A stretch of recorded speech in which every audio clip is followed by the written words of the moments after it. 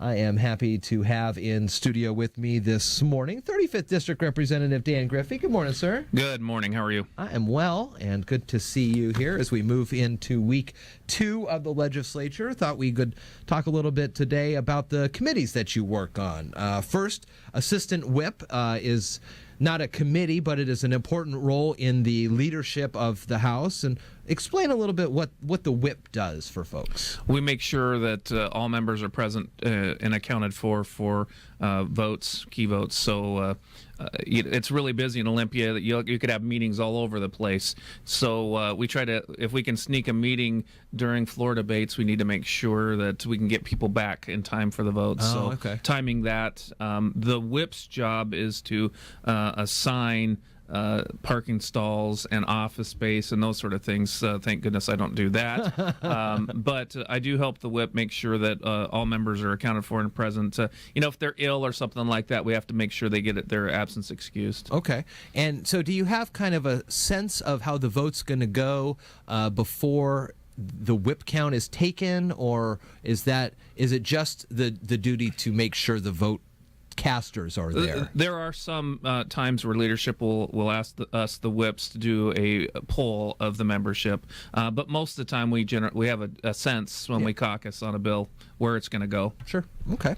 3 committees during this session: local government, early learning and human services, and public safety. All are very important. Let's start with local government. What does that focus on? So it used to deal with all Growth Management Act issues went through local government. That's originally why I asked to be on the committee, but that now is referred to Ag and Natural Resources.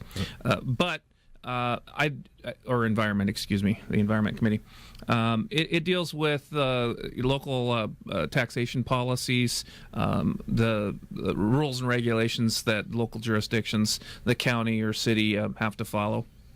That's a big one. It is a pretty big committee. It's important to make sure that we keep the regulatory climate low, predictable into the future so we can continue to manage our growth here. Do they have folks from rural areas like us here in the 35th and folks in kind of the urban centers of Seattle both on this committee so they kind of can understand each other? Yeah, well, they do. It kind of works out that the Republicans usually represent rural communities and the Democrats usually represent Seattle, King County, and most of the urban core.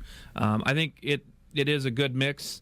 And making sure that we have understanding of what the plight of both sides is my biggest job on Olympia, to make sure that that we can get the relief. And I really want them to know one size fits all solutions don't work. Right. We can't have a King County. What works great in King County might not work great in Mason County. Anyway, so that's the biggest work on the job on that committee is getting a understanding of what we suffer. When it comes to this upcoming McCleary decision and all the work that has to be done with that, I'd imagine early learning and human services has a key role in that as well? Well, not so much. The biggest thing that this committee does, and I really like it, is we deal with DSHS and the foster care system. We deal with emergency placement. We deal with those kids in the foster care system's health insurance and health care.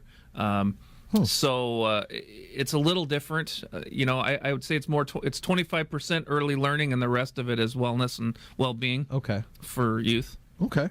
And then public safety. What are some of the things? So crimes and punishment in Washington State. What crime you commit and what punishment you'll get. That's what we deal with, and it's a really good fit for me from my fire service background. We deal with. Radio communication between emergency responders, those kind of things. So it was probably the easiest committee for me to kind of thrive in. I have a hearing today on my statute of limitations on sex crimes, where we would like to remove that. And so there would be 0 statute of limitations. I had to do a lot of preparation for that hearing today.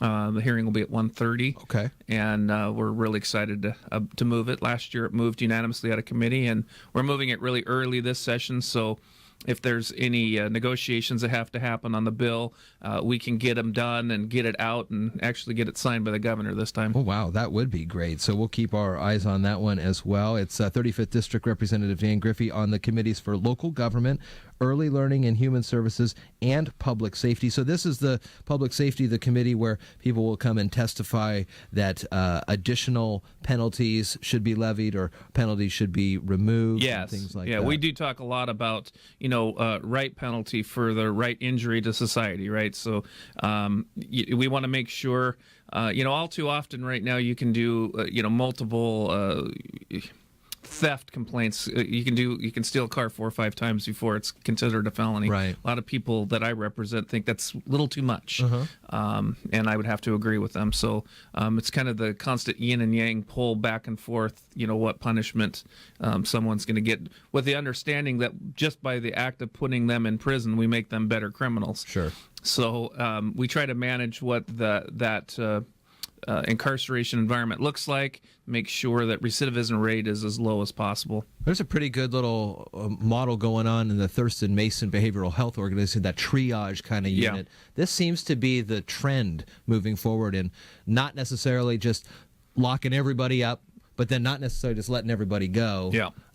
You see that too in the... Yeah, it is very important that we understand that it's impossible to clearly separate mental health problems and substance abuse problems. They're 100% linked. Sometimes someone has a mental health issue that they figure out how to self-medicate with drugs and alcohol, or they now have a mental health issue because they've become addicted to drugs and alcohol. And so, more emphasis on drug court, more emphasis on mandatory treatment. And that we're finding out, the studies showed that before, mandatory treatment didn't do very good because we didn't leave them in treatment long enough. Now, if we're finding out that if we leave them, that if we have put them in treatment, put them in there for a long period of time, that we're starting to get very high success rates. And so we're going to try that again to see if we can start getting people into mandatory treatment, and maybe they can avoid prosecution. Sure. And we'll actually fix the problem, because really on the Public Safety Committee, our job is to make sure that these people don't re-injure society. And if we can have good positive steps to kind of change their behavior to where now they're law-abiding citizens and we don't have to worry about them entering. That's kind of the goal. Yeah. Wow. Well, very good. Good work there. And so we'll continue to look at some of the bills that are coming into these committees. And then as we move to floor votes, we'll talk about those throughout the session here with 35th District Representative Dan Griffey, the Assistant Whip this year, also on 3 great committees: the Local Government, the Early Learning and Human Services, and Public Safety. Have a great rest of your week. Thank you. Have a nice day. Talk next week.